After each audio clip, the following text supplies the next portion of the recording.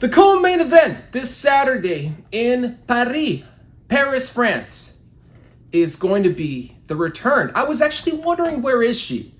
I was really talking about her a couple of videos ago, I think. I was like, where in the heck is she? There's no news about her. There's no upcoming fights. I guess I missed it. She is fighting this Saturday. It's Rose Thug Namajunas. Sorry about that. Rose, the Thug Rose, is back. Yep. And what a comeback. I mean, she's moving up a weight class. She's no longer going to be fighting in the strawweight division. She just actually said that I am not going back to the strawweight division. It's highly unlikely. She doesn't see it happening. So she's going to be fighting in the flyweight division.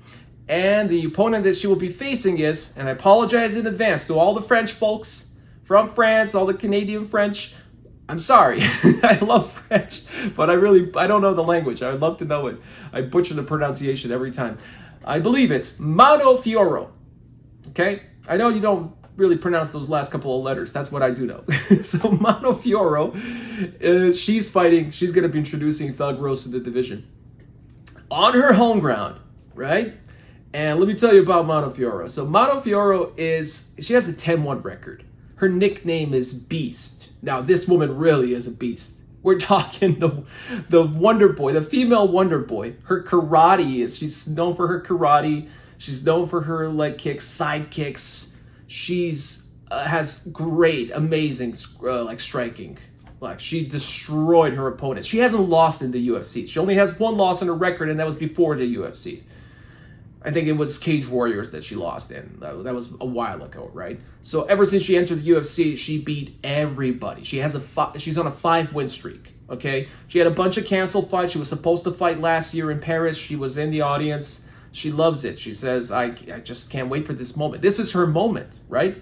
This is her career changer. If she wins here, if Manon wins here, this is her path to stardom. I mean, she's a scary woman. And that's one heck of a challenge for Thug Rose. Now, Thug Rose, question is, what do you guys think?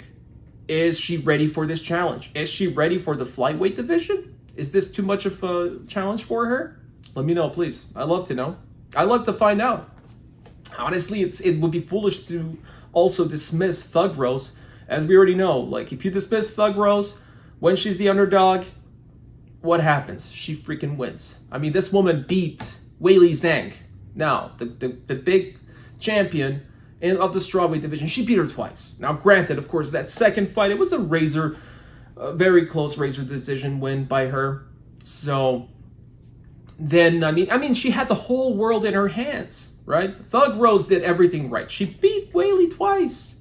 And then came the fight that had the fans turn on her, had the UFC and Dana White turn on her, the fight with Carla Esparza. That was, I think, God, that was like the most boring fight of the decade. No joke. If you haven't watched this, there's nothing really you missed. You can probably rewatch it if they show it on YouTube. Maybe it's already on YouTube. I mean, you can put it on like speed, the highest speed, and rewatch it. And yeah, I promise you, there was a handful of significant strikes in that entire fight. So at the end of that fight, Carla Esparza somehow became the champion. It was just the most pathetic and the most boring fight ever. Like I said, she had everybody turn against her, and now she came back. I think she admitted it, like, okay, that was a boring fight. Thank God she admitted it, right?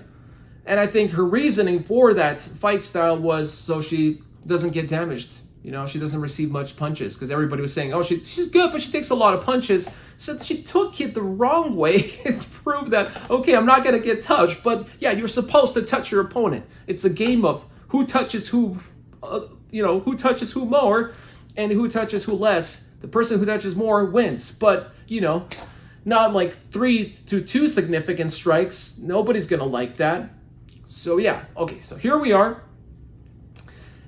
Now, maybe they could have given her a different opponent. Maybe. But, after a fight like that, I don't think you got many options, right? So here's this is the best we can do. We're going to give you the number 3 ranked fighter in the world at the flyweight division, and it's Manon Fiorot, right?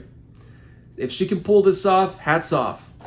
But yeah, it's going to be one heck of a challenge. The only person that's in front of her, aside obviously from Valentina Shevchenko, who's going to be fighting Grasso, who's going to try to get her belt back, is Erin Blanchfield. That's the only person, and if she dominates Thug Rose, she has a very compelling case for a title fight after this, or the #1 contender fight for sure. Can't deny that. Like I said, this is going to be a career changer for the two of them. I mean, Thug Rose, we'll see if she's fit for this division or not. Even if she loses, if she barely loses this fight, at least she can show that she can stay in this division. And of course, I think Manon is going to go all the way to the top from here if she wins. So yeah, very exciting to see this co-main. Let me know what you guys think. Is this the return of Thug Rose? Can she win? Can she become a champion as well at the flyweight division, or not? Or is this the time for Manon Fiorot? Let me know.